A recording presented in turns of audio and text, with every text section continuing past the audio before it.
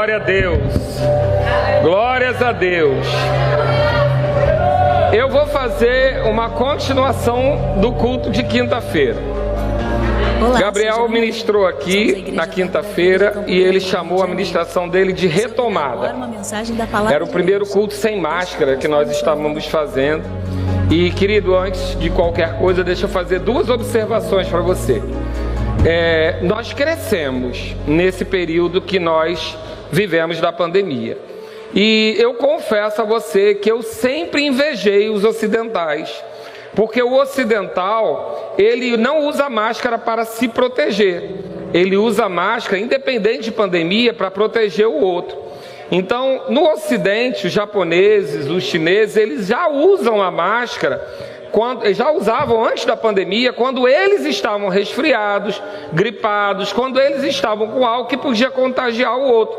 São populações muito grandes, todos os dois lugares, e eles se preservavam. E eu confesso a você que eu tenho uma profunda admiração por alguns aspectos da cultura ocidental, diferente da oriental, porque diferente do Ocidente, eles têm mais percepção de coletividade do que a nossa cultura, onde cada um é por si, cada um é para si, vale aquilo que você pensa. O oriental, ele tem muito senso de coletivo. Então, para muitas coisas, por isso que ganhar uma guerra deles é tão difícil, porque eles são capazes de morrer pelo coletivo. Então, o ocidental, nesse sentido, deixa a desejar. Mas eu creio que seja importante a gente observar isso. Nós estamos livres da obrigatoriedade de usar máscara, mas existem condições para pessoas que têm alguma fragilidade, uma comorbidade. E também que esteja com sintoma gripal. Então essas pessoas vão usar máscara. Tem pessoas que ainda não vão estar à vontade. Então a gente vai trabalhar tranquilo com isso. Nós estamos num estágio avançado da onde nós viemos, mas ainda vamos observar cuidados, vamos observar aquilo que é necessário, amém? Nós sabemos que Deus nos protegeu e nos preservou até aqui, e Ele vai continuar preservando, mas nós vamos fazer a nossa parte. Gabriel foi muito feliz em dizer isso na quinta-feira. Ele deu um exemplo, mas eu não vou repetir. Você ouve lá o culto de quinta, aonde se você cumpriu tudo aquilo que tinha que cumprir para chegar onde você tinha que chegar, você quando chegar não vai ser só restituído, não vai ser só colocado na mesma posição, mas você vai ser restituído do tempo perdido.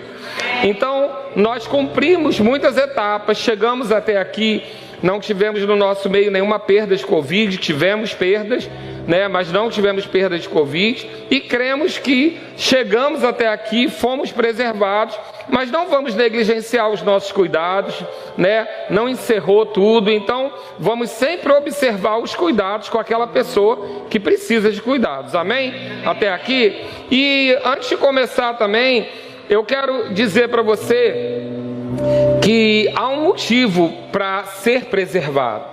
Eu creio que nós estamos... Hoje eu vou te liberar, senão eu vou entrar em outra unção. Hoje eu tenho que ensinar direitinho. Obrigado. É porque ele sabe que eu gosto, mas eu estou me educando para ficar quietinho onde eu planejei, amém? Aí a musiquinha vai me conduzindo para o outro lado. Então, na realidade, a gente está vivendo um momento de preservação, a gente tem falado sobre isso. E vocês sabem que o seu pastor tem mania de marcar tempos, datas e estações. E eu sou muito atento realmente a isso. A Bíblia diz que a gente deve ser atento às mudanças de fase, mudanças de estações. E eu sou muito atento, tanto na percepção daquilo que Deus está fazendo, mas eu também sou atento àquilo que o diabo está fazendo. Amém, querido? Eu não estou equiparando os dois na mesma força, mas nós não devemos ser ignorantes quanto às astutícias dele. Nós sabemos que ele tem muitos defeitos, mas ele é trabalhador. Isso a gente não vai poder negar, que ele não desiste, ele é persistente. E algumas ondas, elas vêm acontecendo de tempos em tempos na igreja. Tanto da parte de Deus, são tempos de unção que a gente vai percebendo. Eu não sei se você percebe pelos momentos da história, nós tivemos momentos de avivamentos especiais. Eu lembro de uma época que todo mundo ganhava dente de ouro. Quem ouviu falar? Quem é dessa época? Graças a Deus acabou, né? que dente de ouro ninguém merece, mas teve uma época que era muito nobre uma pessoa colocar um dente de ouro. Não tinha essa obturação que tem hoje da mesma cor do dente, só tinha prateada. Então o de ouro era nobre. E pessoas receberam isso. Milagres absurdos aconteceram nessa área, inclusive aqui nessa igreja de Campo Grande. Então, de vez em quando vem umas ondas de umas manifestações de Deus. Mas nós também percebemos de vez em quando umas ondas de uns planos de Satanás para atrasar algum processo de Deus. E geralmente quando nós estamos diante de uma promessa, né, eu gosto muito de ver Moisés se movendo com o povo no deserto, e os amalequitas eram sempre usados para atrasar. Deus abençoava, os amalequitas se levantavam para roubar alguma coisa que tinha. E eu confesso que eu sou bem atento a essas questões, e Deus me deu realmente um discernimento de espírito, aonde por meio de frases eu pego o espírito que está funcionando. Isso é algo que está na minha vida já há uns 20 anos, e que algumas coisas eu percebo na frente, e é alguma característica do meu chamado. Cada um tem algumas características no seu chamado, é a divisão dos dons entre o corpo.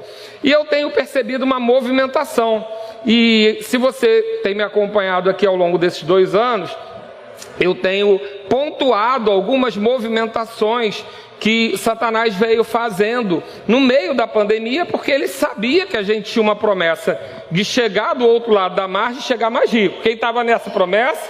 Amém? Nós estamos muito próximos da outra margem. Amém, queridos? E crescemos em muitas coisas, tivemos muitas perdas, né?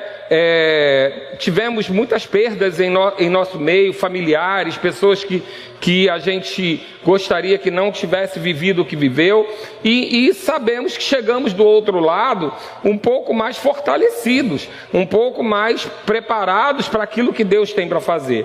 Mas vivemos algumas etapas, e eu gosto de pensar nelas, eu fiquei muito atento a elas, e eu costumo dizer que a primeira onda que veio foi quando Satanás veio para atacar mesmo o nosso corpo. E ele veio com a pandemia, com a doença, e aquilo nos assustou. As pessoas começaram a pegar a doença e ficar fragilizadas, e aquele foi o primeiro ataque. A gente se cuidou, a gente se protegeu, e nós conseguimos passar por aquilo.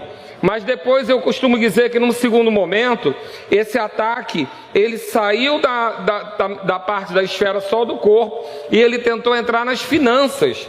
E ele tentou abalar as pessoas com falta de emprego, ele tentou abalar as pessoas com crise, tudo que a pandemia gerou financeiramente. Mas, querido, nós fomos preservados, passamos, estamos aqui, essa igreja não parou nem um minuto, pelo contrário, avançou, fizemos muitas coisas, né? A gente costuma... uma das coisas que eu estava pensando sobre esse aspecto de 10 anos em um, e eu confesso a você, essa palavra não é minha, amém? Aquilo que eu profetizei eu respondo. Nós recebemos essa palavra de ministros de fora e agarramos a nossa parte, mas a nossa ministra da casa, ela abriu um leque um pouco maior, porque muitas vezes quando nós ouvimos falar do 10 em 1, como aconteceu aqui no vídeo, a gente fica muito restrito ao aspecto financeiro. E isso não é bom que a gente fique pensando só nesse aspecto, porque a Bíblia diz que Deus nos enriquece para toda generosidade. Então, antes de você ficar pensando o que você vai, como você vai guardar aquilo que Deus tem para você, comece a pensar como você vai investir no reino com aquilo que Deus tem para você. Amém? Então, existe algo para acontecer. E a Débora, quando ministrou, ela falou 10 vezes mais pessoas, nossos familiares chegando, 10 vezes mais crianças na igreja de criança, né? E eu lembro que ela foi por essa área e falou, e Deus 10 vezes mais feliz.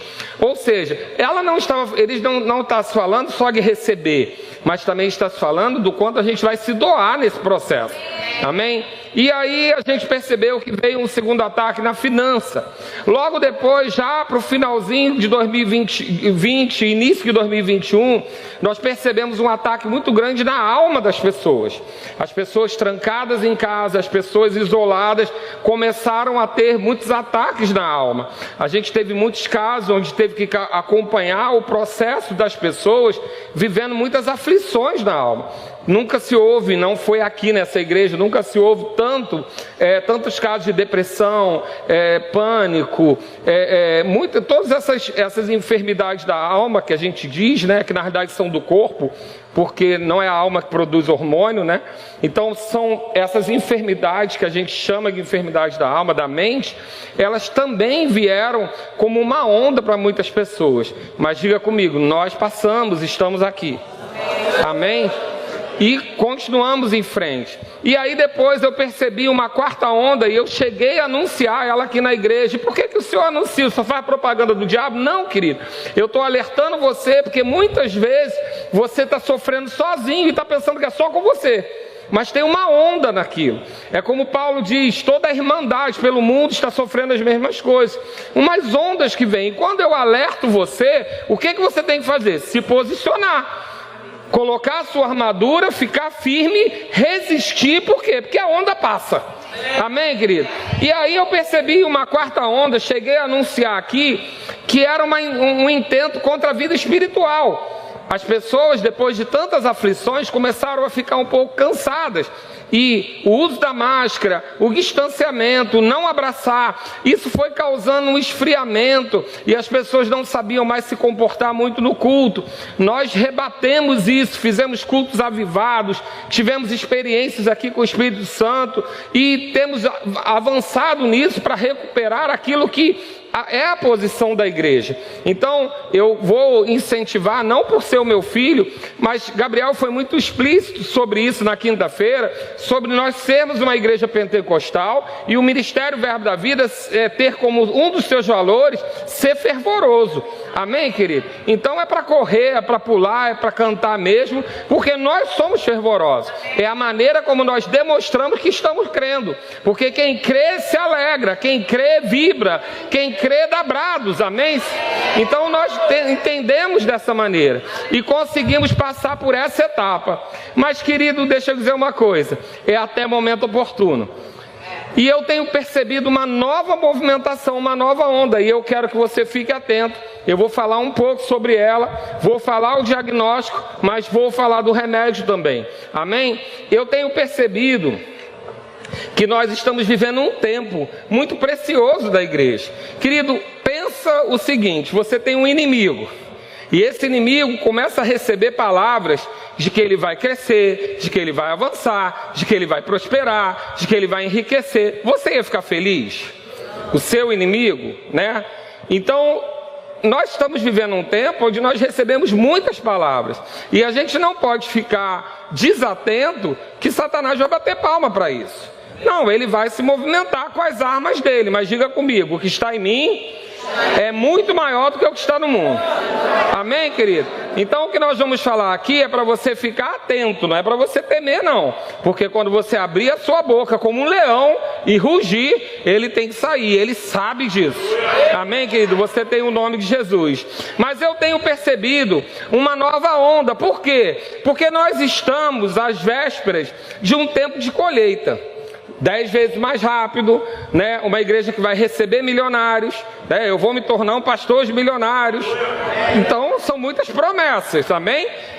Então vamos entender como vai ser isso. Agora, se isso tudo está acontecendo, querido, se a igreja vai receber milionários, entrando mais recursos, a gente avança muito mais rápido, amém? E está tudo bem.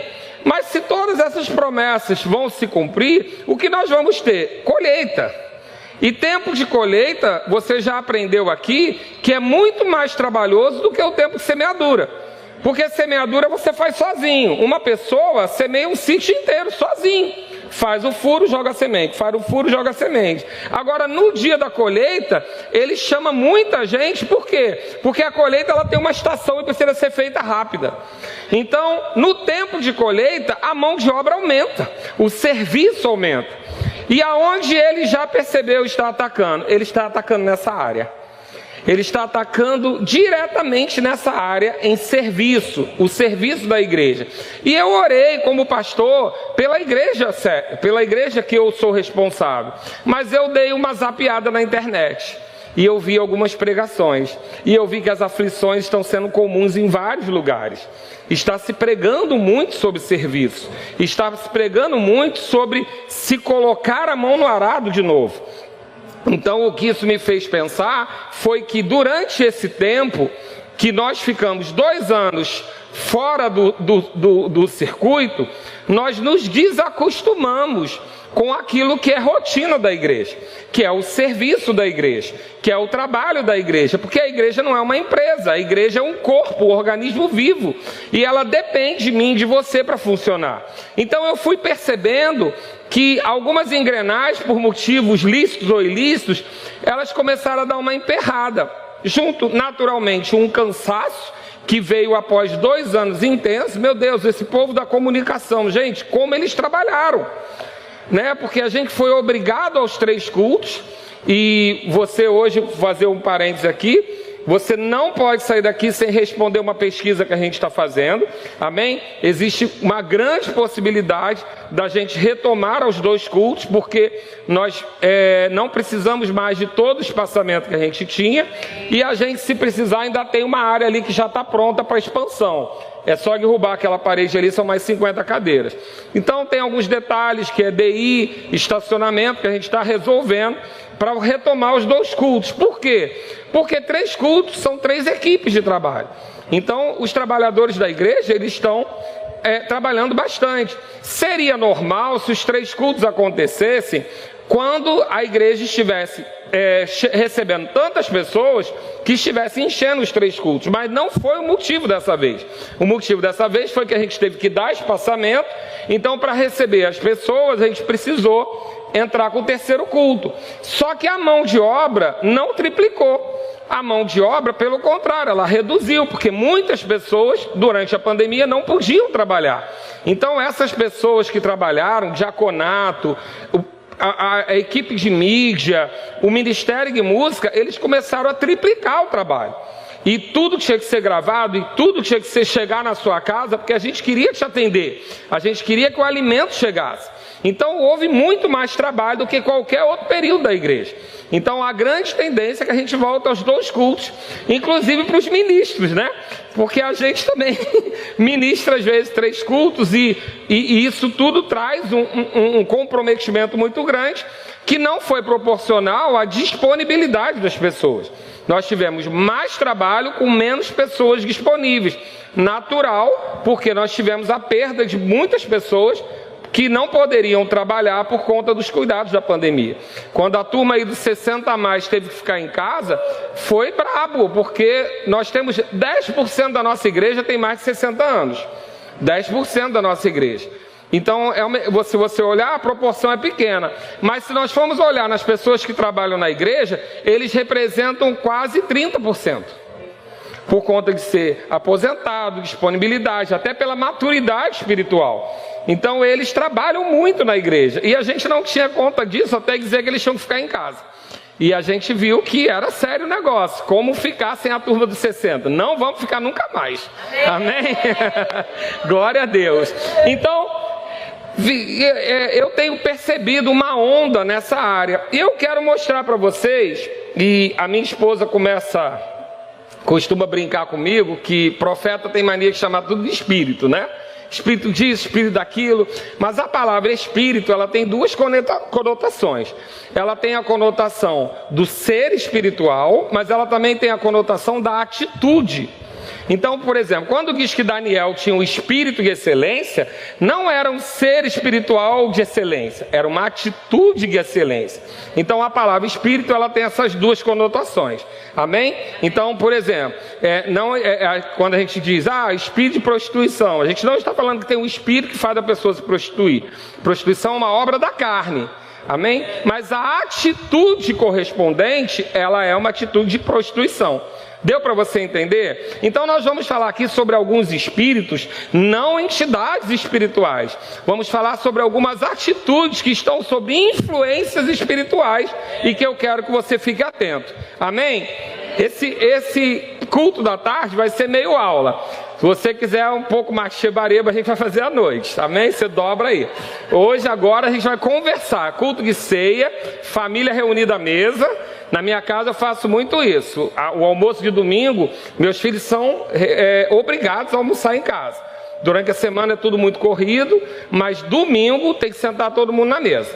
Ah, mas eu quero dormir na casa de um amigo, não tem problema. Dorme na casa do amigo, passeia, mas vem almoçar em casa.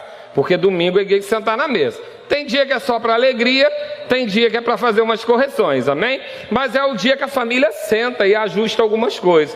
E nós vamos fazer um ajustezinho desse em família, já que estamos à mesa, amém? Eu quero falar, abre lá comigo, em João capítulo 12. É um texto que corresponde a Marcos 14. Enquanto você abre, eu vou contextualizar para você saber que espírito é esse que a gente vai falar. Nós estamos falando aqui de um texto que, por sinal, a minha mulher ministrou maravilhosamente. Eu estou familiar hoje, né? Estou puxando. É porque realmente há um momento que algumas coisas foram sendo reveladas. Ela ministrou na quinta-feira, que ela foi convidada para ministrar na Igreja da Pedra, e ela ministrou lá para as mulheres, um culto especial do Dia da Mulher, que ela foi convidada, mas era para a igreja toda. E ela falou sobre a mesa da gratidão. Maravilhosa ministração, que ela falou de uma mesa muito especial, onde Lázaro, Marta e Maria estavam reunidos após a ressurreição de Lázaro. E eles estavam ali no momento de muita gratidão. E cada um expressou a sua gratidão de uma maneira, e você ouve lá a ministração que você vai ver. Olha que beleza, agora a gente tem YouTube, assiste a ministração quantas vezes quiser, com o caderno na mão. E ela tratou um pouco sobre esse aspecto, e foi um dos ganchos que me chamou a atenção. Ela tratou sobre o aspecto de Lázaro, que estava recebendo Jesus, tamanha a gratidão dele. Ela tratou sobre o aspecto de Marta, que estava servindo Jesus, porque existem ações de graças diferentes, né? Quem é do serviço é muito grato servindo, quem é da expressão é muito grato falando. Nós somos diferentes, nós temos linguagens diferentes. Então Marta era diaconisa, Marta servia, e Marta estava ali servindo Jesus, honrando Jesus. Mas Maria tinha um jeito diferente, e a Bíblia diz que Maria derrama um perfume em Jesus, e você conhece a história. Essa história às vezes se confunde as Marias, mas não é o mérito hoje. Mas ali estava uma família honrando Jesus em gratidão. E a Bíblia diz que, lá no versículo 5, para você entender, que Judas faz uma pergunta sobre aquela ocasião, onde Maria está expressando através do seu serviço, da sua honra, a gratidão que ela sentia por Jesus, porque simbolicamente ela estava embalsamando Jesus com aquele perfume. Então era uma expressão de serviço, era uma expressão de servir por gratidão. E Judas pergunta para ela assim: por que não se vendeu esse perfume por 300 denários e não se deu aos pobres? Isso, disse ele, não porque tivesse cuidado dos pobres, mas porque era ladrão e, tendo a bolsa, tirava o que nela se lançava. Jesus, entretanto, disse: deixa que ela guarde isso para o dia em que me embalsamarem, porque os pobres sempre o tende convosco, mas a mim nem sempre tende. E eu quero falar um pouco sobre esse espírito de Judas, essa atitude de Judas. O que essa atitude de Judas diz? Ela anda pela igreja, ela passeia pela igreja, age por todos os lugares. É quando você tem uma gratidão. Querido, deixa eu perguntar uma coisa para você. Você está aqui pior ou melhor do que quando você chegou? Melhor, graças a Deus. Tem alguém que está pior do que quando chegou? Porque eu creio que a palavra que você ouve nesse lugar, a unção que você usufrui através do governo desse lugar, tem alterado a sua vida, senão você não voltaria. Você tem recebido de Deus aqui, a sua vida tem melhorado, a sua vida tem... Não é que você não tenha circunstância, mas você está se fortalecendo para elas. Então é natural que você tenha uma gratidão. É natural que o seu coração seja grato, porque um coração ingrato é um lugar onde Deus não tem como agir. Deus precisa encontrar em você um coração de gratidão. E existem muitas coisas na nossa vida que elas vão tirando esse coração de gratidão da gente. Porque aquilo que você precisava muito, depois de atendido, você já quer mais outra. E depois quer mais outra. Muitas vezes você confunde, muitas vezes você não sabe qual é a sua expectativa, né? A gente na igreja não faz aquela entrevista para alinhar a expectativa, né? Você senta com o pastor e fala, olha, eu tenho essa expectativa da igreja, e a igreja diz, olha, eu tenho essa expectativa de você. A gente não tem essa conversa para alinhar a expectativa. Então cada um chega com a sua expectativa em determinado momento, mas tem momentos que você não vai ser atendido nela, e você vai se suportar por conta da gratidão de tudo que você já viveu. Ok até aqui? Mas pode ser que expressando essa gratidão no serviço, numa oferta, num tempo de dedicação, você ouça frases do tipo, vai para a igreja de novo? Vai orar de novo na igreja? Ou porque o servir, ele pode ser feito, o servir está envolvendo oração, o servir está compreendendo o socorro, o serviço, e o servir também é financeiro. Você pode ouvir o espírito de Judas dizer, de novo na igreja? Mais uma vez orando? Ou você pode ouvir assim, ué, mas você trabalha em quantos departamentos? Meu Deus, mas você vive para a igreja? Você só faz isso? Você não está deixando de fazer outras coisas? Eu não estou falando de desequilíbrio, amém, querido? Você está numa igreja que prega, em primeiro lugar, a sua família. Deus, família, trabalho porque precisa sustentar a família, e terceiro, igreja. Essa é a ordem aqui, amém? Eu sei que tem muitos lugares que vai dizer que primeiro lugar é o serviço da igreja. Não é. Primeiro lugar é Deus, você com Deus. Segundo lugar, sua família é a sua principal responsabilidade. A gente não quer você aqui em detrito da sua família não está sendo cuidada, amém? Em terceiro lugar vem a igreja, o serviço da igreja, mas ela está num lugar de importância também. Então muitas vezes você vai ouvir, de novo, mas vai fazer, mas você vai lavar banheiro? Mas você vai ficar no estacionamento? Você é uma pessoa que lá fora tem status, vai ficar no estacionamento da igreja? O Espírito de Judas fala isso. Ou você vai fazer uma oferta e vai dizer, ah, mas você vai de novo fazer, já fez um banheiro, para que você vai fazer o outro?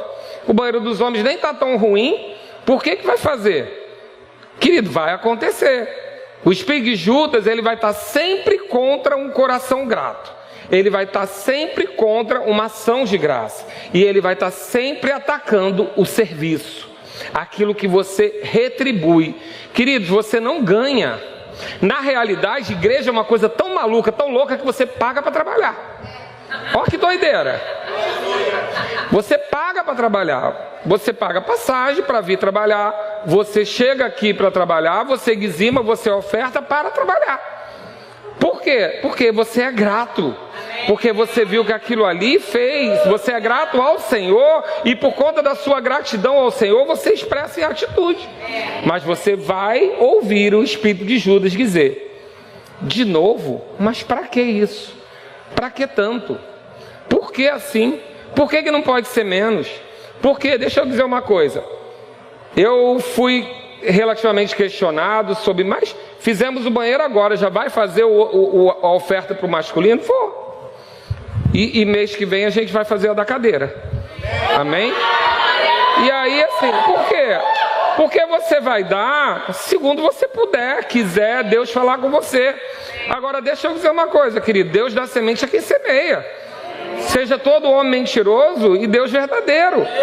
E Deus é fiel para cumprir a palavra dele. Então, o que nós estamos fazendo? Dando oportunidade a você para semear. Ah, mas mês passado eu dei o granito, era caro.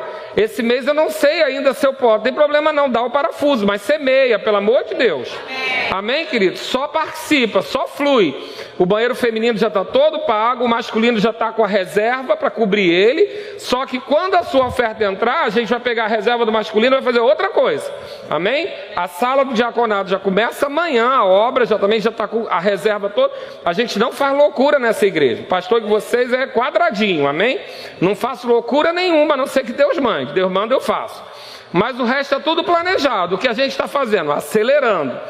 Mas vai ter gente que vai dizer para você, de novo? Outra oferta?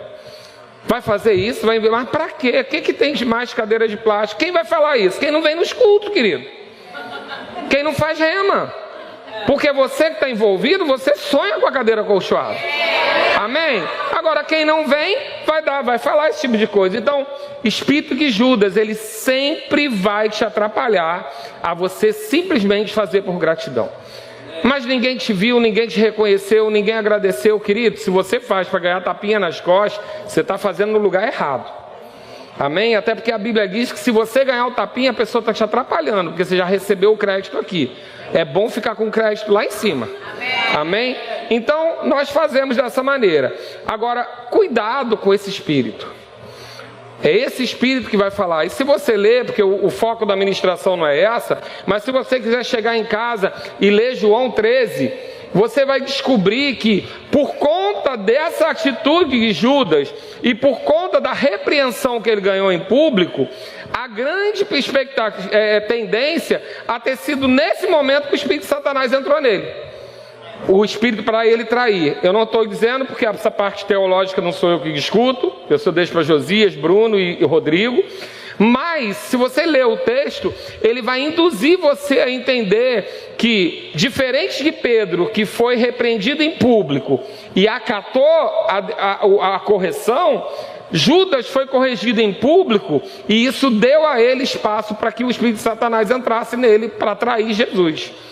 Porque, deixa eu dizer, se o seu erro foi público, pode ser. Não é comum nesse lugar. Mas o correto de um erro público é que ele seja corrigido em público. Por quê? Para que ele não permita contaminar os outros. Então, se um ministro pregar uma palavra errada aqui, ele não vai ser corrigido no gabinete. Ele vai ter que fazer a correção em público. Ou ele ou eu. Normalmente a gente dá a oportunidade da pessoa mesmo se corrigir. Mas precisa ser público, por quê? Para que a igreja que recebeu a palavra errada tenha a chance de conserto. Se não for corrigido, você vai andar errado dizendo que saiu do púlpito daqui. Então, ministério de música, ministério da palavra, erra em público, geralmente corrigido em público. Ah, porque é para ser humilhante? Não, é para que as pessoas saibam que aquilo que foi feito não é o padrão.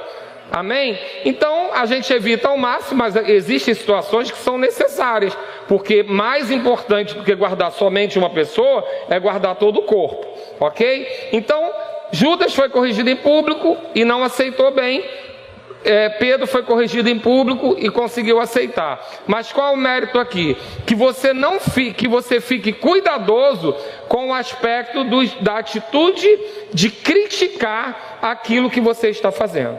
Fica ligado, e aí você tem a autorização do pastor e de Jesus para dizer: arreda Satanás. Querido, quando você conhecer a frase, fica tranquilo, saiba de onde veio, e Jesus fez, você pode fazer com sabedoria, mas tem situações que você não tem que falar com a pessoa não, você tem que falar com o espírito que está influenciando ela. Então, esse é um espírito que a gente tem percebido que tem começado a se movimentar. Mas por que tanto? Para que tanto? Mas não tem nada a ver, mas não pode isso, não pode aquilo, e para que fazer com tanta excelência? Para que gastar tanto tempo? Para que tanto envolvimento? Diga comigo, porque é para Jesus. A gente não faz nada para homens nesse lugar, amém?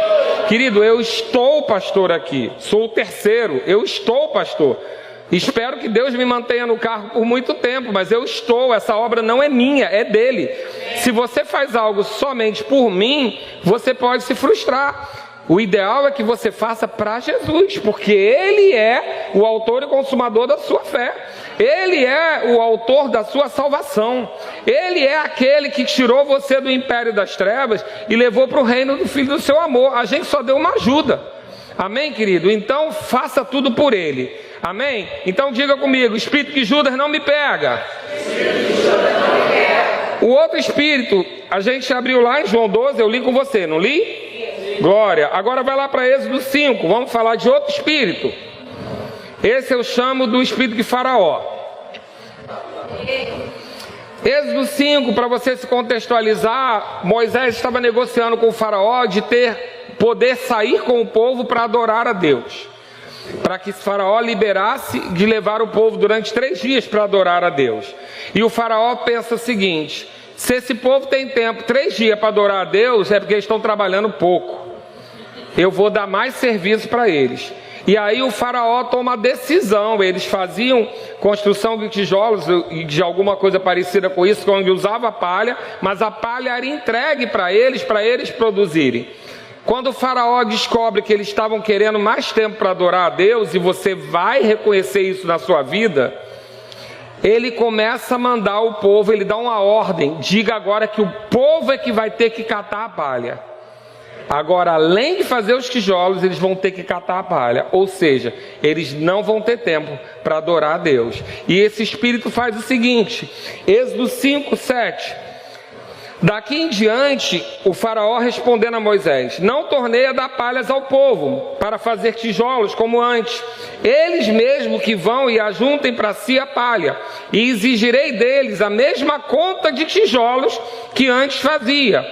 Nada diminuirei delas, estão ociosos e por isso clamam: vamos e sacrifiquemos ao vosso Deus.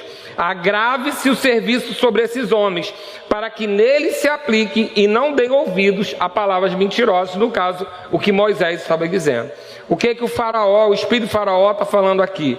O povo está querendo ir para a igreja, o povo está querendo fazer vigília, o povo está querendo orar, o povo está querendo se reunir. Não, vamos embaraçar a vida deles com mais compromisso e mais trabalhos, para que eles não tenham tempo. Eles estão procurando a Deus porque estão ociosos. Querido, fica atento na sua vida. A Bíblia diz que todas as coisas nos são lícitas, mas nem todas nos edificam. Amém? Eu trabalhei em shopping durante muito tempo. Eu sei o que é ter uma pessoa cristã funcionária e ter que trabalhar domingo, feriado e nos dias de culto. Eu via o sofrimento. Eu tinha uma gerente que era cristã e graças a Deus, por eu conseguia lidar com a escala dela. Então eu dava folga para ela no dia de culto, domingo ela revezava para ela poder estar na igreja. Mas cuidado com aquele trabalho que parece uma bênção e tira você do convívio. Tira você do convívio com o povo. Cuidado com aquelas coisas que são lícitas, mas elas ocupam tanto você e parece que nada nunca se resolve. Sabe, queridos, existe uma coisa, e eu tenho muito cuidado com isso, eu falei isso outro dia aqui, porque isso é uma área de fraqueza minha, e eu não sou pastor fortão, não sou pastor super-herói, você conhece as minhas fraquezas, eu prefiro, porque você não se decepciona comigo, amém? Uma das minhas fraquezas é a questão do ativismo. Eu gosto de fazer, eu sou aquele que tem que fazer, eu faço, eu meto a mão, me meto em tudo. Então isso pode me roubar do tempo que eu preciso dar para que Deus faça. Então, o que aconteceu com Saul? Saul, numa primeira guerra que ele foi fazer, ele manda chamar a arca estava parada lá um tempão, desde que foi embora de Eli, etc. Outro dia eu conto isso para você. Mas ele manda chamar a arca representava a presença de Deus. Mas ele ouve um burburinho, o povo começa a se agitar, e por conta da agitação do povo, ele diz: deixa a arca, e vamos assim mesmo. E ele foi, e para desgraça dele, ele ganhou aquela guerra. Deixa eu dizer uma coisa para você: se Saul tivesse perdido aquela guerra, ele ia dizer: nunca mais eu vou para uma batalha sem a presença de Deus. Mas o que o diabo permitiu ali naquele dia? Que ele ganhasse aquela guerra sem a presença de Deus. E porque ele ganhou aquela guerra sem a presença de Deus, ele entrou num caminho de queda, onde ele passou a desconsiderar a presença de Deus para tudo que ele ia fazer, até que ele caiu. A promessa, quem tinha que ser, Jesus não tinha que ser descendente de Davi, tinha que ser descendente de Saul. Mas por conta dele desconsiderar a presença de Deus, por conta dele não questionar que ele ganhou aquela guerra sem a presença, mas não era o correto, ele cavou a sepultura dele. E a gente pode entrar nesse caminho, tem que resolver isso, principalmente, queridos, talvez não seja a sua luta, é a minha luta, o tal do WhatsApp. Eu ainda não sei ao certo medir se é bênção ou maldição, porque tudo ficou urgente, tudo é imediato, todo mundo te encontra, não tem mais filtro. Todo tempo, todo mundo quer falar com você em qualquer horário. Eu estou providenciando 2 chips, e vai ter um chip do pastor e um chip do Cláudio Alexandre. Porque tem hora que eu só quero falar com a minha família, e quando chega lá: pastor, eu sei que é sua folga, mas tá. Querido, já foi. Já estou contigo na dor. Não tem muito o que fazer. Só que hoje não são mais 80. Hoje não são mais 800. Hoje somos mais. Você talvez não veja todos reunidos. Tem gente trabalhando, tem adolescente, tem criança, está tudo acontecendo. E todos eles têm suas lutas. Então, a gente tem tido que resolver muita coisa. E principalmente na pandemia ficou tudo muito urgente. E qual é o perigo? Da gente achar que resolve na força do nosso braço. E da gente desconsiderar a presença de Deus. E aí deixa eu dizer uma coisa. Embaraço, em cima de embaraço, em cima de embaraço. Quando você vê, você está catando palha o dia inteiro. Eu não tenho tempo para orar. Deixa eu mudar isso. Pode ser que você não tenha tempo porque não ora. Porque se você separar no início do seu dia um tempo para oração, tem grande chance do seu dia fluir muito melhor. Mas se você primeiro vai resolver as coisas para depois orar, vai catar palha. Ah, pastor, e o senhor às vezes não cai nisso? Caio. De manhã cedinho chega o WhatsApp. E uma bomba para resolver. E aí eu falo, vou orar. Quando eu vejo, eu estou lá envolvido. Hoje o que eu tenho feito? Não abro o telefone. Para conseguir orar e depois resolver a bomba. Porque a bomba depois da oração é melhor de resolver. Então, cuidado com esse viver embaraçado, viver ocupado, viver catando palha. As coisas não rendem, as coisas não se resolvem. Isso é a estratégia de Satanás para que você possa servir menos, para que você não possa servir com excelência.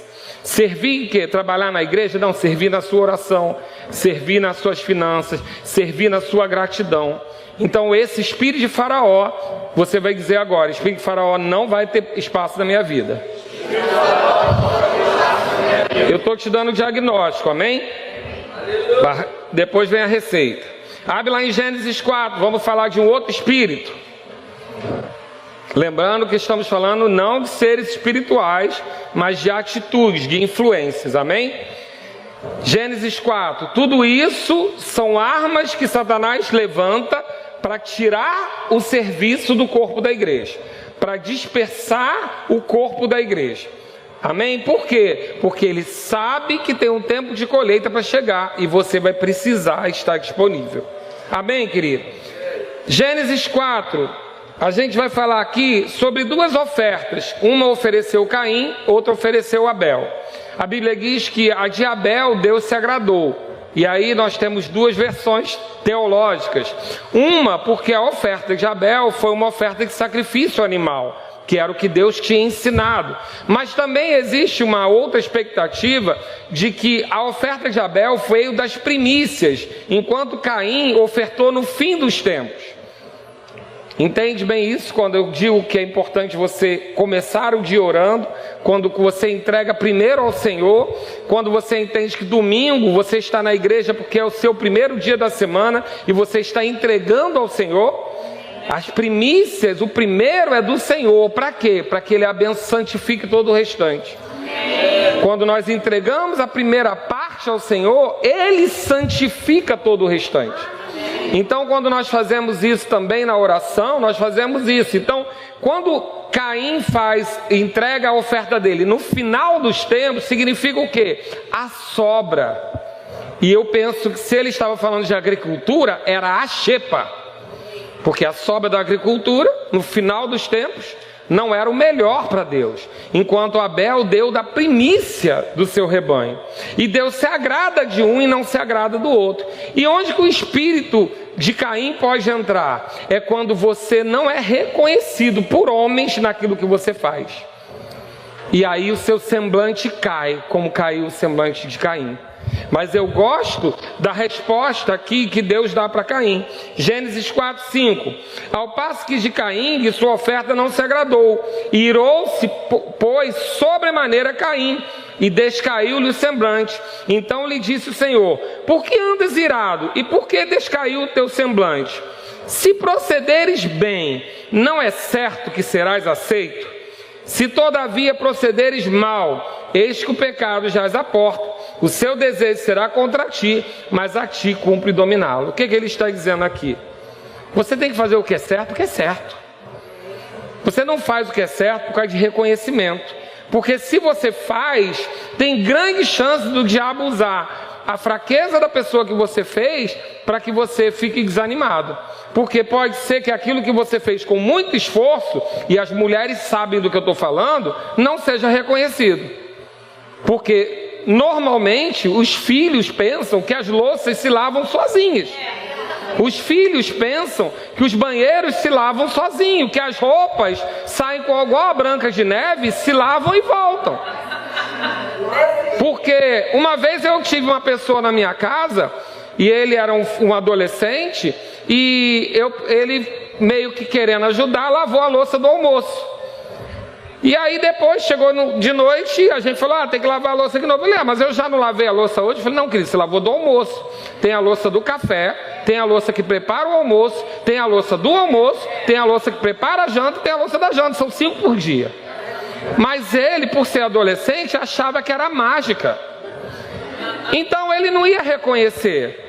Pode ser, por exemplo, eu vivo isso aqui na igreja com a galera da edição. Todos os líderes de departamento da igreja pensam que editar um vídeo leva 5 minutos, porque o vídeo tem 5 minutos. Mas um vídeo de 5 minutos leva 4 horas para ser editado. Aí eles olham o vídeo e falam assim, não gostei não, pode mudar isso? Para mudar uma coisa, tem que fazer o vídeo todo de novo. Mas eles fazem isso por maldade? Não, eles fazem isso porque eles não sabem. E se a pessoa que edita espera esse reconhecimento, vai ficar frustrada. Se ela não estiver fazendo para Deus, querida, ela chuta o balde. Porque às vezes gastou a noite inteira, virou a noite, virou final de semana editando um vídeo, e o líder fala assim, gostei não, faz outro. Porque não tem nem consciência do que faz, cada um na sua. Eu estou dando um exemplo para você, que reconhecimento humano não pode ser o que faz você trabalhar para o Senhor. Amém, queridos? Não pode, porque ninguém sabe o valor daquilo que você fez, a importância, o sacrifício que você fez para estar ali. Então faça como quem faz para o Senhor e cuidado com o espírito de Caim. Amém? Então diga comigo, espírito de Caim não me pega. Glória a Deus. Você está anotando? Hoje é dia de vacinação. Amém? Você está sendo vacinada, por quê? Porque você está sendo vacinado? Porque eu sei que esse intento de Satanás contra o serviço da igreja está acontecendo em muitos lugares, por conta da retomada. A igreja está voltando e ainda está se adaptando a um quadro novo, onde agora tem pessoas para fazer. Mas muita gente está tendo que resolver muita coisa da pandemia. A pandemia, em algumas situações, mexeu com muita coisa na casa das pessoas. As mulheres, gente, que ficaram com o filho em casa dando aula. Ninguém merece. Professor, Luciana, deu aula para os filhos dela online e para os filhos dos outros. Elas estão no limite de tudo. Então agora é hora de botar a casa em ordem. Não tem problema. Mas fica atento para que você não esteja, de alguma maneira, recebendo alguma coisa do tipo, ninguém deu valor, ninguém prestou. Realmente, o mundo está girando. E nem sempre vai ter alguém para dizer, olha, o que você fez foi muito bom, o que você fez foi extraordinário. Mas tem uma coisa, nenhum trabalho no Senhor não será reconhecido por Ele. Hebreus nos garante que nós vamos ter reconhecimento dEle. É no seu galardão. Então faça para o Senhor, amém? Glória a Deus. Lucas 14, abre lá comigo. Agora a gente vai falar do espírito de plateia. Olha só como esse pastor está criativo. Esse eu estou achando que é o mais grave. Eu percebi que a pandemia gerou esse espírito. As pessoas estão assistindo culto. Gente, culto não é show. Culto não é palestra motivacional. Eu não estou aqui animando você. Não estou, querido. Não estou aqui para dizer para você, olha, eu estou aqui para que você fique mais animado. Não, pelo contrário. Tem dia até que eu desanimo, né? Eu pego tão doído. Mas por quê? Porque você não está assistindo o culto. Esse espírito, durante esses 2 anos, tem gente que está achando que assistir palavra, assistir ministração na internet é suficiente. Querido, não é não. Você que está em casa, eu amo a sua vida.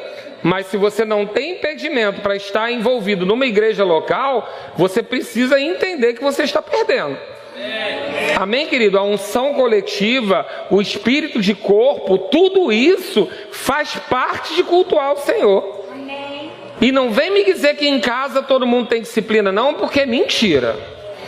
Lá no iniciozinho, você assistiu os cultos de pé, adorou, levantou o braço. No primeiro mês, no segundo mês, você já botou um travesseiro no sofá.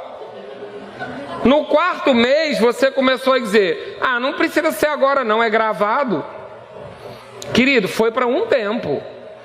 Que coisa boa, nós vamos tirar? Não vamos, eu conheço pastores que vão tirar. Que estão tão indignados com as ovelhas do YouTube que vão tirar. Mas eu não posso não, porque eu tenho compromisso com pessoas de outros países. A gente vai continuar. E eu gosto muito da ideia de que você veio no culto da tarde, pode assistir o da noite, pode conferir o da manhã, pode rever o que você não pegou. Às vezes aqui no culto você correu, babou, mas perdeu o versículo. Em casa você vai lá e pega o versículo. Glória a Deus, querido. E deixa eu dizer uma coisa, a gente está dando programação. Tem grande chance que você, agora, eu não sei você, mas eu parei de ver televisão. Eu tenho tanta ministração atrasada, separada lá no YouTube para ver, que não tem tempo de eu ver televisão à toa. Então, assim, a gente deu material para você se encher, para você ouvir a palavra e ficar cheio para ter fé. Então tá tudo bem, vai ficar lá. Agora, lá você assiste, aqui você vive. Aqui você cultua, aqui você faz parte do culto. Então, cuidado com esse espírito de plateia. Mas o que acontece com ele? Lá em Lucas 14, Jesus está falando sobre uma parábola, que diz que um homem providenciou um banquete, e nesse banquete ele mandou convidar as pessoas. E aí, lá no versículo 16 diz... Ele, porém, respondeu, Jesus, certo homem deu uma grande ceia e convidou muitos. À hora da ceia, enviou o seu servo para avisar aos convidados. Vinde, porque já está tudo preparado. Querido, deixa eu dizer uma coisa. Hoje nem é um bom dia para dar esse exemplo, porque a gente está com 2 ar-condicionados com problema de ventilação que vai ser trocado. A gente está só esperando chegar o compressor. A gente não vai consertar, vai trocar o compressor. Então hoje não está o ambiente mais agradável. Mas você chega aqui, já está tudo limpo, está tudo organizado, o ar já está ligado, o louvor já ensaiou, as câmeras estão ligadas, você chega, está tudo pronto. A grande maioria que está aqui chegou e recebeu. E está tudo bem. E a gente é feliz de poder fazer isso por você. Mas para isso tudo acontecer, tem gente aqui na igreja desde 8 horas da manhã. Tem pessoas aqui que passaram o sábado para tudo funcionar. Tem pessoas aqui que passaram a semana inteira até qualquer hora para tudo funcionar. Tem uma máquina girando para que tudo funcione. Então, nós vamos entender, quando diz que é uma ceia e está tudo preparado, é porque na grande maioria das vezes você vem e as coisas já estão acontecendo. Alguém já preparou para você. A unção já foi preparada, pessoas oraram, intercederam. O ministério de música se prepara para servir você. Você chega aqui com a cabeça cheia de coisas e com o tempo de louvor você vai esquecendo aquilo e vai se preparando para a palavra. Há todo um trabalho para você receber. E ele está falando aqui, olha, tem um convidado, porque tudo já está preparado. Não obstante, todos a uma começaram a escusar-se. Desde o primeiro, comprei um carro e preciso ir vê-lo. Rogo-lhe que me tenhas por escusado. O outro diz, comprei 5 juntas de boi e vou experimentá-las. Rogo-te que me venhas ter escusado. E o outro diz, casei-me e por isso não posso ir. Voltando ao servo, tudo contou ao seu senhor. Então, irado, o dono da casa disse a seu servo, sai depressa para ruas e becos da cidade e traz para aqui os pobres, os aleijados, os cegos e os coxos. E eu gosto de pensar sobre esse texto, e eu não vou criar uma doutrina, vou dar uma interpretação pessoal para você. Quando Jesus está dizendo que ele chamou os primeiros convidados, quem eram os primeiros convidados desse Senhor? Os amigos, as pessoas que estavam próximas. Convidados são aqueles que têm relacionamento. Essas pessoas, elas estavam ocupadas com coisas lícitas. Afinal de contas, se você vai casar, vai desprender esforço. Se você comprou uma casa, um carro, vai desprender esforço. Agora, o que eu fico pensando, por que agora ele mandou chamar o coxo, o aleijado e aquele que não tinha nada? Eu gosto de pensar que provavelmente esse que agora tem a casa, que casou, e esse que agora está ocupado, quando chegou era coxo e aleijado. E aí, quando chegou, ele estava quebrado, ele não tinha as coisas. E aí ele recebeu as coisas. E aí, ao invés de adorar aquele que abençoa, ele começa a adorar a bênção. A gente precisa tomar cuidado, são coisas lícitas. Mas deixa eu dizer uma coisa para você, e você só sorri e acena. Quantos em nosso meio receberam nesses 2 últimos anos a palavra que ia prosperar? Quantos prosperaram? E quantos que prosperaram hoje não tem tempo para a obra do Senhor? Será que o Senhor vai ter que chamar novos coxos e novos aleijados? Porque nós chegamos aqui, ficou tenso agora. Eu amo vocês, amém? Eu também me julgo, fica tranquilo. Mas quando nós chegamos, a gente pensa que é o tal primeiro amor. Não é não, querido. É porque quanto mais nos é perdoado, maior é o nosso amor. Por isso aquela mulher derrama um vaso de alabastro. 1 ano de trabalho. Por quê? Porque ela sabia o tamanho do perdão dela. Mas sabe que depois que você vira crente, as coisas começam a dar certo. Você começa a prosperar, você começa a ter as suas coisas, e aquela família que você não tinha, agora você tem. Aquele trabalho que você não tinha, agora você tem. Aquela mulher ou aquele homem que você queria para casar, agora você tem. Pode ser que isso esteja te roubando o tempo do Senhor. Então, toma bastante cuidado com esse espírito, porque aí você se torna plateia. Eu não posso fazer. E veja bem, eu sou muito tranquilo com isso, porque eu sei que quando você prospera no trabalho, é natural que você trabalhe mais. E quando você trabalha mais, é natural que você ganhe mais e oferte mais. Lembra que eu falei? O serviço pode estar na oração, na oferta ou no socorro. É natural, por exemplo, que um empresário, quem tem empresa nesse país, querido, luta muito, porque um empresário, ele não desliga quando vai embora para casa igual o funcionário. O funcionário acabou de trabalhar, vai para casa, a vida segue. O empresário, ele leva o trabalho para dentro de casa, pelo menos na sua mente. É natural, e por conta do trabalho dele, ele prospera, ele oferta, e está tudo bem. Mas o mérito é quando a gente começa a entender que a igreja está nos tirando o tempo. Eu vou convidar você a cantar aquela musiquinha de Eliezer. Jesus, lembro onde eu estava quando a tua mão me alcançou. Eu acho que é um bom exercício a gente começar a lembrar onde a gente estava. Querido, eu lembro exatamente da cena. Marcela descendo aquela rampa ali. Aqui ainda tinha uma parede, um batistério. A gente vindo do hospital. Marcela costurada por todos os lados, porque ela teve cesárea normal e usou fósseis quando a gente perdeu o nosso bebê.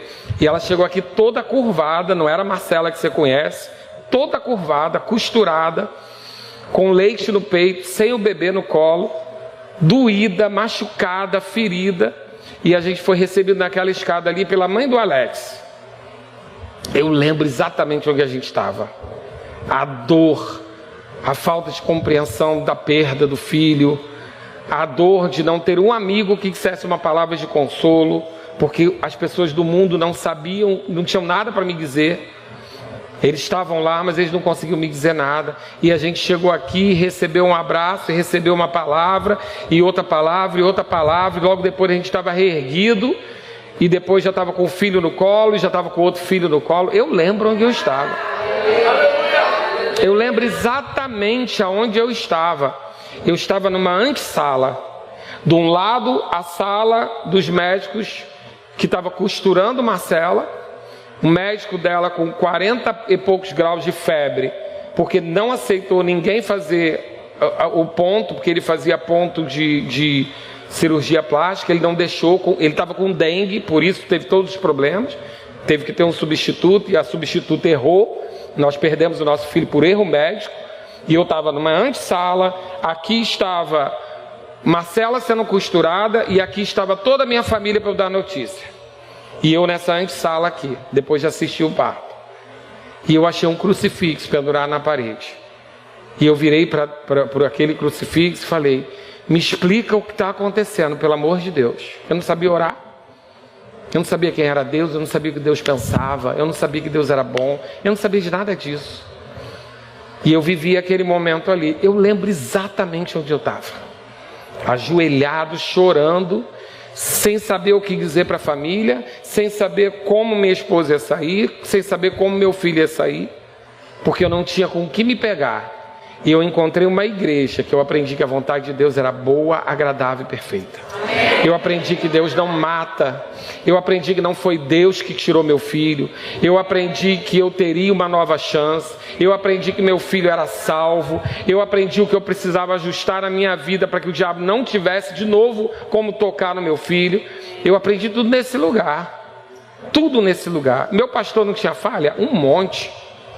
E eu adorava cobrir as falhas dele. Adorava fazer aquilo que ele não sabia fazer, porque eu lembro exatamente onde eu estava. Então, querido, cuidado quando você não tiver tempo para as coisas do Senhor. E eu não estou dizendo para a igreja, não. Cuidado. Cuidado, porque Deus não é como... Nós não servimos a um Deus como algumas religiões servem, que dá e toma. Deus não é esse. E se você é crente, não canta isso, pelo amor de Deus. Josias já ensinou aqui, Rodrigo já ensinou aqui, Jó não sabia o que estava falando. Deus não dá e toma. Ele não vai castigar você porque você não está fazendo. Ele não vai te amaldiçoar porque você não está fazendo. Mas deixa eu dizer uma coisa: a ingratidão é um lugar onde o diabo trabalha com facilidade. Então, lembrar onde a gente estava, para que a gente entenda que outras pessoas precisam ter a mesma oportunidade, a gente precisa fazer. Porque me ama, por favor. Qual foi a última vez que você trouxe um convidado para essa igreja? Qual foi a última vez que você falou? Querido, deixa eu dizer, a gente teve uma seara enorme, pessoas perdendo pessoas. Eu faço sepultamento. As pessoas têm... Eu adoro fazer sepultamento. Adoro. Pastor, o senhor é maluco? Não, eu adoro fazer sepultamento. Sabe por quê? Porque o que eu tenho naquele dia muda a vida da pessoa. Amém. Muda o destino de pessoas. Amém. Porque se eu não fizer, alguém pode ir lá falar besteira. Dizer que foi Deus que levou, que Deus fez, que Deus, né? Porque Deus que faz tudo. Então eu adoro fazer, para poder trazer consolo, porque eu me acho útil, eu me acho o cara naquele dia. Eu falo, uau, eu posso dar uma palavra que muda a vida das pessoas. Fazer quando você pode fazer. Tem algo em você. A Bíblia diz que Deus distribuiu os talentos e os dons. Tem um dom em você que pode fazer com que alguém seja salvo. Tem um talento em você que pode fazer com que as pessoas venham. Tem um dom e um talento, talvez um recurso financeiro, talvez o seu tempo, que possa fazer com que pessoas recebam aquilo que você recebeu ou aquilo que você não recebeu e gostaria de dar. Então lembra disso, cuidado com esse pensamento de plateia que a pandemia fez da gente. Você que está em casa recebe de rebarba, porque a Bíblia é bem clara em dizer que aquele que fica sozinho está sendo egoísta, está cuidando só de si mesmo. O corpo precisa estar junto, porque não é para você receber só, é porque você também vai ofertar. Você vai dar um abraço, você vai dar um sorriso, você vai dar uma palavra, então tem que estar junto. Então, querido, fala comigo, esse espírito de plateia não vai me alcançar. Amém? Vamos falar do último. Glória a Deus. Se você quiser correr, você corre. Eu disse que você tinha perdido a oportunidade. Eu te dei uma chance. Você vai falar agora sobre o último, Mateus 16. A gente vai falar de um que Jesus reconheceu. Jesus reconheceu claramente esse espírito. E eu quero que você fique ligado com ele. Eu não vou pregar, por isso que eu não vou pregar duas vezes a mesma coisa. Estou exausto aqui, né? De pregar problema. Mas eu estou dando o diagnóstico. Amém? A receita vem no culto da noite. Assista depois. Aqui é para você perceber como está a sua vida. Amém? Mateus 16. E Pedro, chamando-o à parte, Pedro tinha acabado de dizer que Jesus era o Cristo. Tinha acabado de receber uma revelação do Espírito Santo. Versículo, Mateus 16, 22. Pedro tinha acabado de dizer que Jesus era o Cristo, uma revelação que é a base que sustenta a nossa igreja, que sustenta a igreja de Cristo na terra. Mas Pedro depois, chamando Jesus à parte, depois de Jesus dizer que ia morrer, que ia ser sepultado, começou a reprová-lo dizendo: tem compaixão de ti, Senhor, isso de modo algum te acontecerá. Mas Jesus, voltando, seguisse a Pedro: arreda, Satanás, tu és para mim pedra de tropeço, porque não cogita das coisas de Deus, mas sim da dos homens. Deixa eu dizer para você, um outro espírito que é muito perigoso é o espírito de autopiedade. Quando alguém disser para você: mas coitado de você, ninguém te reconhece, coitado de você, você está passando por isso? Nossa, mas esse homem não te dá valor, essa mulher não te merece, essa igreja não te reconhece, essa liderança, como é que você aguenta isso? Deixa eu dizer uma coisa, querido.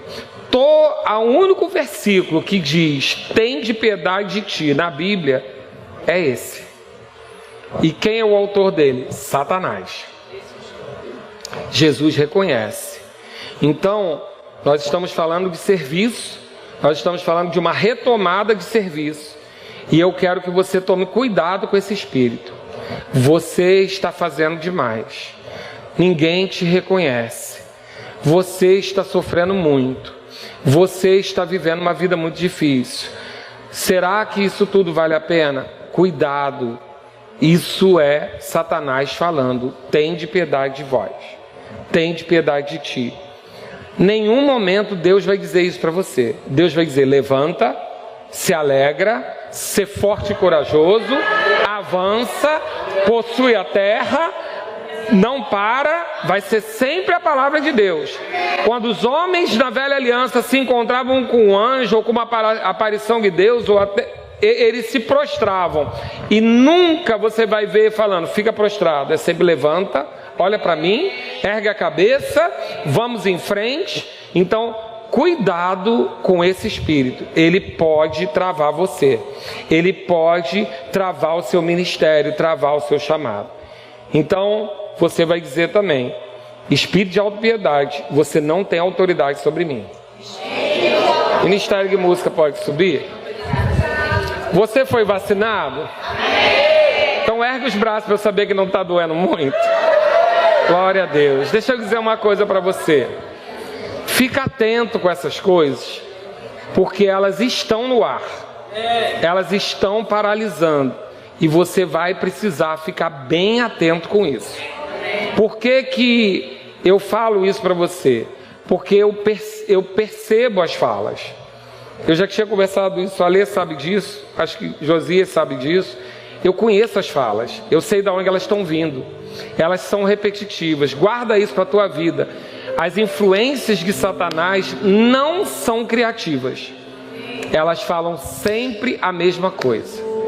A mulher que tu me deste, tende piedade de ti. São frases diabólicas que elas vão acontecendo. Os sintomas de rebelião, os sintomas de desânimo, os sintomas de manipulação, eles são sempre muito parecidos. Então se você tiver com o ouvido espiritual apurado, você vai reconhecer, porque as frases vão se repetir. Se você ficar atento, você vai saber de onde seu filho tirou aquela frase.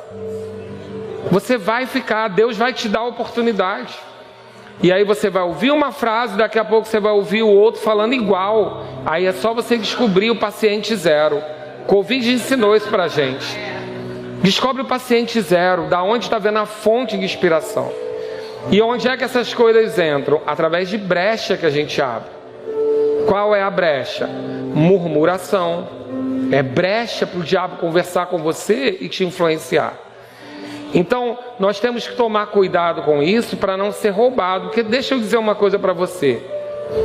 Se você não gosta de fofoca, fofoqueiro te conta alguma coisa? Conta não, querido. Conta não. Quando a pessoa fala para mim assim: pastor, eu não sei porque que me contaram isso, mas está acontecendo isso.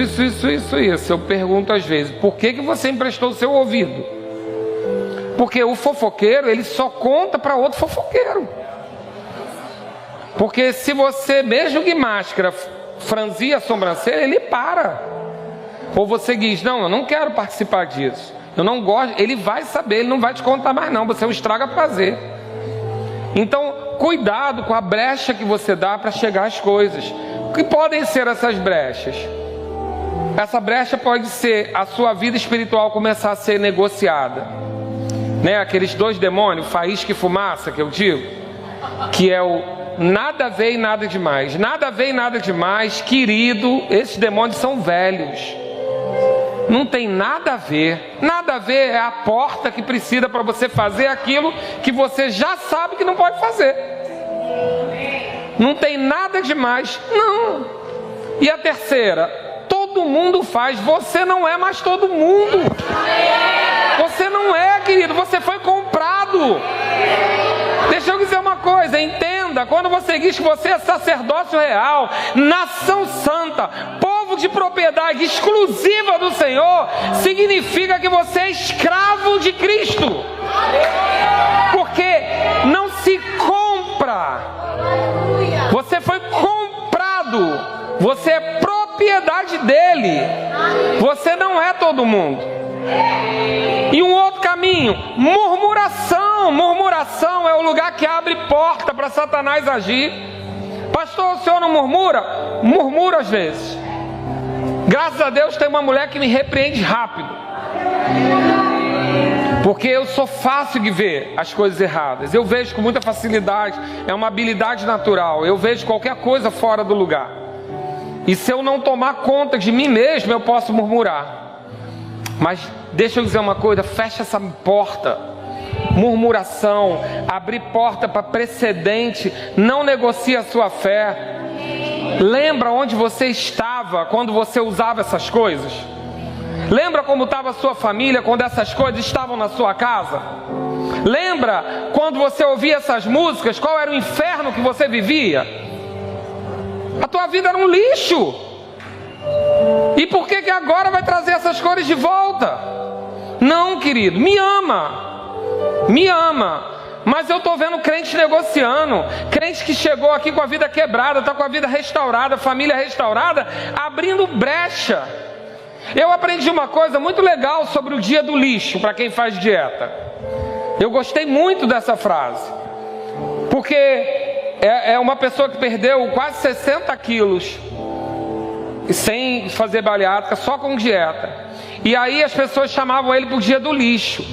Aí ele falava: o dia do lixo é o quê? Ah, o dia do lixo é o dia de esquecer as regras e comemorar. Ele falou: mas eu vou comemorar a minha vida com aquilo que me mata? Então eu sei que a comida me faz mal. Eu sei que comer aquele tipo de comida me faz mal. Aí eu vou fazer dieta, vou sofrer, vou abrir mão das coisas e vou comemorar comendo o que me mata. Não, querido. A sua vida era um lixo quando você ouvia aquelas músicas. Você não dormia bem quando você mexia com aquelas coisas. Você ia para a festa e lá estava rindo, mas quando você batia a cabeça no travesseiro, era um vazio de doer, que só você e o travesseiro sabia. Aí agora você vai mexer nessas coisas de novo. Fecha essa porta. Fecha essa porta de murmuração. Fecha essa porta de não ser grato. Fecha essa porta de ouvir a esses espíritos que eu estou falando aqui hoje.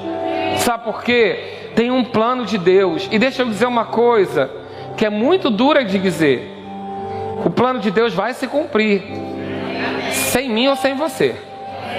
Eu quero estar dentro, mas Ele não vai deixar de fazer por nossa causa, amém? Se não for comigo, porque eu abri uma brecha dessa, outro vai vir. Talvez não vá fazer do jeito que Ele queria que eu fizesse, mas vai acontecer.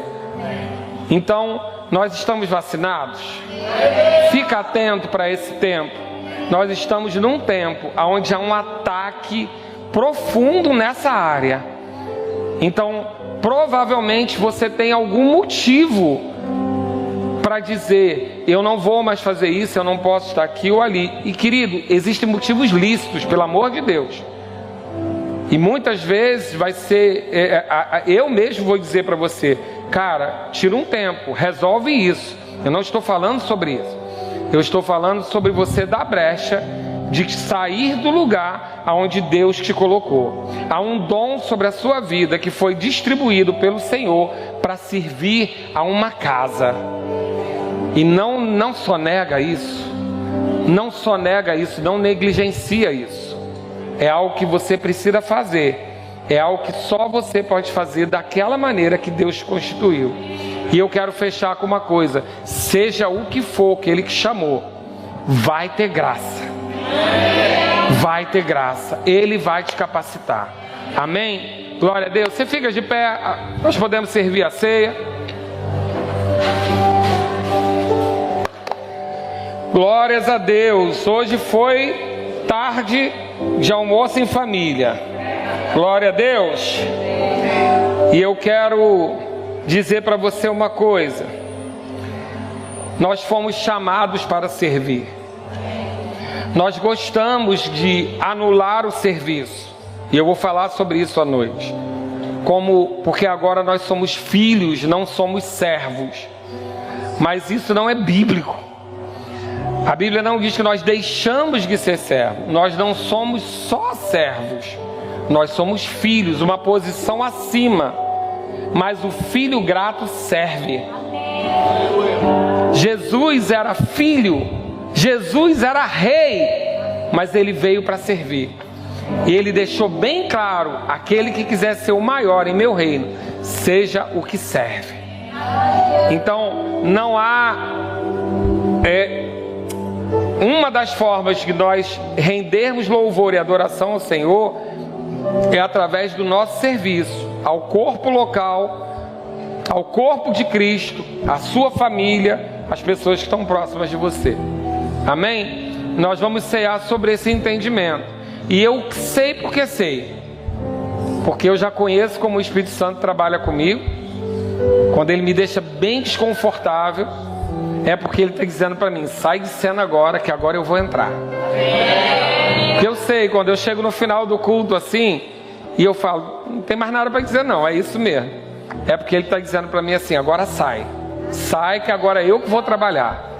Então você vai só fazer uma coisa que nós fazemos no dia de ceia. A gente se julga. A Bíblia diz que a gente deve se julgar. Ao tomar a ceia, a gente deve se julgar. E aí, não toma a ceia? Toma a ceia. Se julga, no seu coração se ajusta e a gente toma a ceia. Amém? Glória a Deus. Você me ama ainda? Eu estou igual o pastor Blanc. Você me ama? Querido, deixa eu dizer uma coisa. Eu sei reconhecer o chamado dos outros, mas eu sei reconhecer o meu também. Eu fui chamado para dizer o que ninguém diz. A minha ministração não é básica. Minha ministração não é só doutrinária. Eu sei que eu fui chamado para dizer o que é desconfortável. Mas eu vou dizer uma coisa: eu tenho muitos testemunhos de vidas restauradas e salvas por conta de ministrações como essa. Porque toda vez que eu preciso fazer esse tipo de ajuste, é porque Deus está para derramar óleo na engrenagem. E eu tenho pessoas aqui que estão a um passo da bênção, mas ainda não tocaram, porque estão negociando algumas coisas. Isso vai acabar hoje. Amém?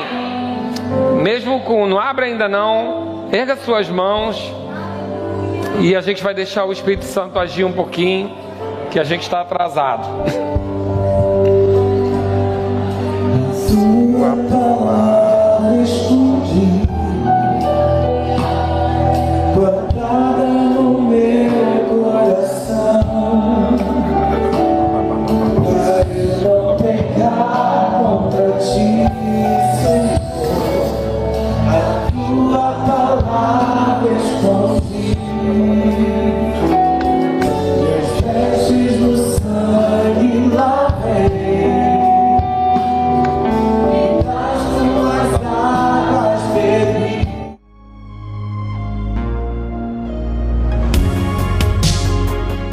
Conheça outras ministrações em nosso site verbodavida.com/Campo Grande RJ. Nos acompanhe também em nossas redes sociais, Facebook, Instagram e YouTube. Seja abençoado na prática dessa palavra.